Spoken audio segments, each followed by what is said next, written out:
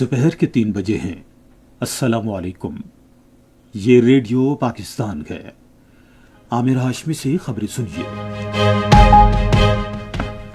پہلے اہم خبروں کا خلاصہ۔ وزیر اعظم نے کہا ہے کہ زرعی شعبے میں پائیدار اصلاحات سے ملک کی معیشت مزید مضبوط ہوگی۔ خزانہ نے اقتصادی اشاریوں میں بہتری پر اطمینان ظاہر کیا ہے۔ وفاقی حکومت نے گڈانی بحری جہاز شکنج یارڈ کو جدید اور ماحول دوست صنعتی ادارے میں تبدیل کرنے کے لیے 12 ارب روپے کی منظوری دی ہے۔ پاکستان اور متحدہ عرب امارات نے مختلف شعبوں میں دو طرفہ تعلقات مزید مضبوط بنانے کے لیے مفاہمتی یادداشتوں پر دستخط کیے ہیں۔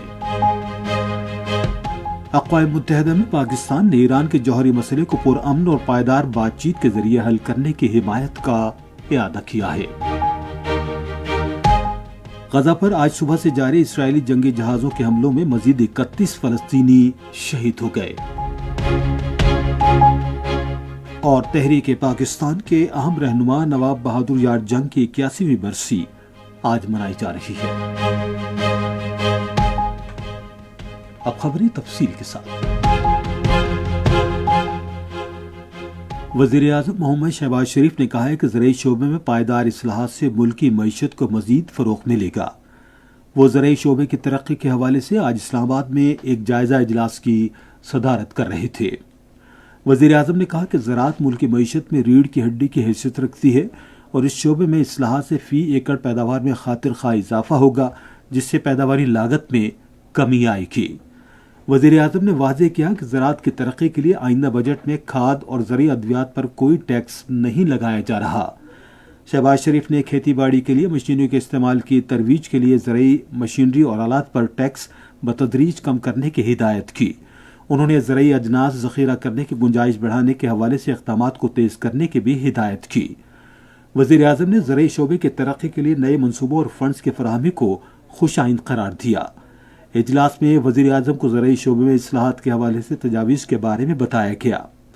اجلاس میں یہ بھی بتایا گیا کہ زرعی شعبے میں اصلاحات سے قیمتی زرعی مبادلہ کمایا جا سکے گا، جس سے کسانوں کی آمدنی میں اضافہ ہوگا۔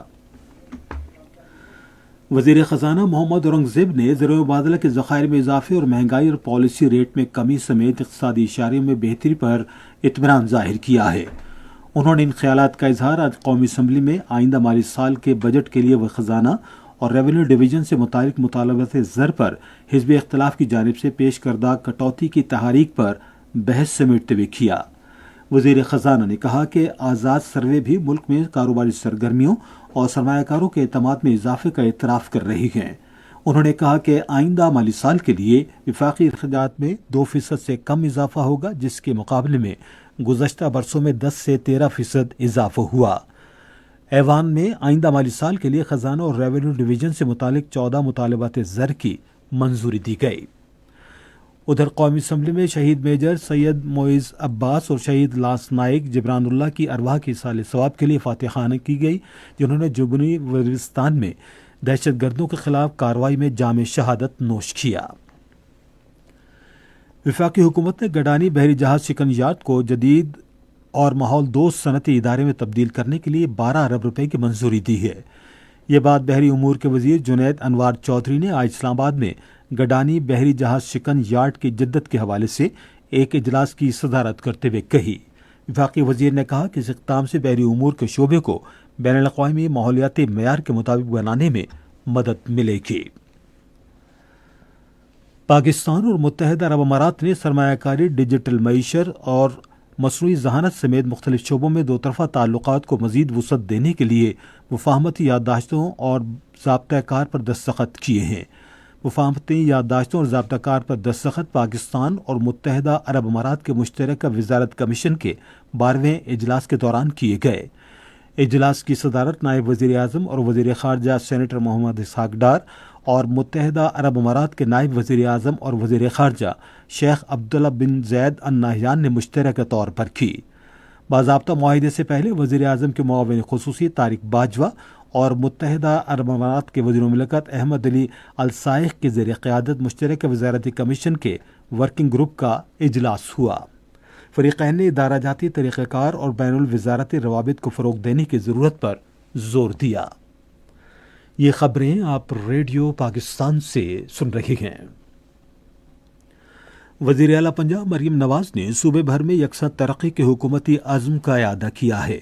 انہوں نے آج لاہور میں اسپیکر پنجاب اسمبلی ملک احمد خان سے گفتگو کرتے ہوئے کہا کہ تعلیم، صحت اور ترقی کے لیے ریکارڈ رقم مختص کی گئی ہے، جو پنجاب کے نظم و نسق میں نیا سنگ میل ہے۔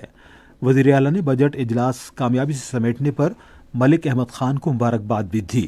جواب میں اسپیکر نے عوام دوست بجٹ پیش کرنے پر وزیر اعلیٰ سے اظہار تشکر کیا۔ عمان کے قونصل جنرل سمیع عبداللہ سلیم الخنجری نے آج کراچی میں گورنر سندھ کامران خان ٹیسوری سے ملاقات کی۔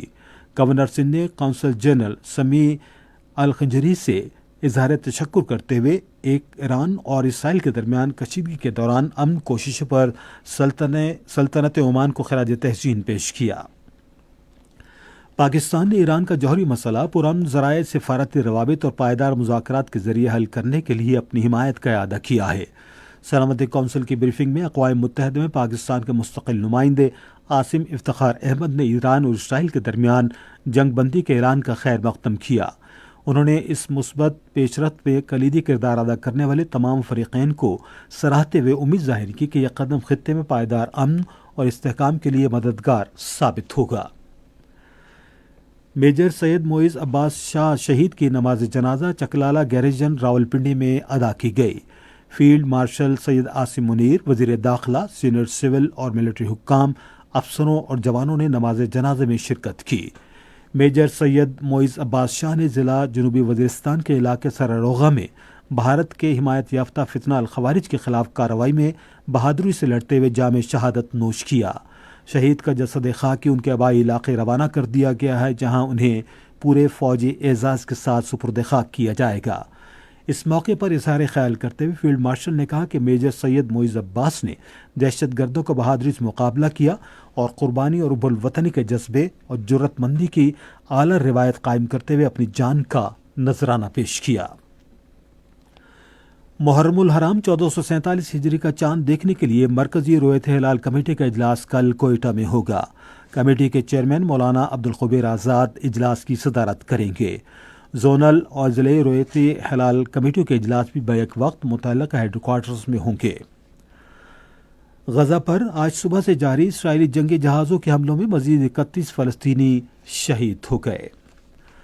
سمندری سفر کا عالمی دن آج منایا جا رہا ہے۔ اس سال خوف و خطر سے آزاد میرا بحری جہاز مہم شروع کی گئی ہے، جس کا مقصد سمندر میں احترام کی اقدار کو فروغ دینا اور خوف و ہراس پھیلانے والوں کے خلاف عدم برداشت کی پالیسی اختیار کرنا ہے۔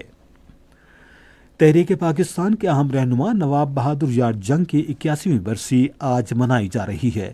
وہ 1905 میں حیدرآباد دکن میں پیدا ہوئے۔ نواب بہادر یار جنگ نے آل انڈیا مجلس اتحاد المسلمین اور حیدرآباد میں خاکساروں کی شاخیں قائم کیں۔ وہ ایک معروف مذہبی مبلغ جانے جاتے تھے۔ وہ 1938 میں مجلس اتحاد المسلمین کے صدر منتخب ہوئے اور آخر دم تک اسی عہدے پر کام کرتے رہے۔ شاعر مشرق علامہ اقبال اور بانی پاکستان محمد علی جناح کے دوست اور قریبی معاون ہونے کے ناطے ان کا شمار تحریک پاکستان کے انتہائی قابل احترام رہنماؤں میں ہوتا تھا۔ نواب بہادر یار جنگ 1944 میں آج ہی کے روز ریاست حیدرآباد دکن میں انتقال کر گئے۔ اور اب موسم۔ محکمہ موسمیات کی پیشگوئی کے مطابق آئندہ 12 گھنٹے کے دوران کشمیر، خیبر پختونخوا، اسلام آباد اور پنجاب میں تیز ہوائیں چلنے اور گرج چمک کے ساتھ بارش کا امکان ہے، تاہم کہیں کہیں موسلا دھار بارش بھی ہو سکتی ہے۔ ملک کے باقی حصوں میں موسم گرم اور مرطوب رہے گا۔ آج ریکارڈ کیا گیا بعض اہم شہروں کا درجہ حرارت: اسلام آباد 30 ڈگری سینٹی گریڈ، لاہور اور کوئٹہ 35، کراچی 33، پشاور 34، گلگت 38، مری 23، مظفر آباد 31، جبکہ سری نگر 29، جموں 30 اور لیہ میں 22 ڈگری سینٹی گریڈ۔ اسی کے ساتھ خبریں ختم ہوئی۔ مزید خبروں اور تجزیوں کے لیے ہماری ویب سائٹ پر radio.gov.pk اور فیس بک کے link radio Pakistan news official پر براہ راست ویڈیو اسٹریمنگ بھی ملاحظہ کیجیے۔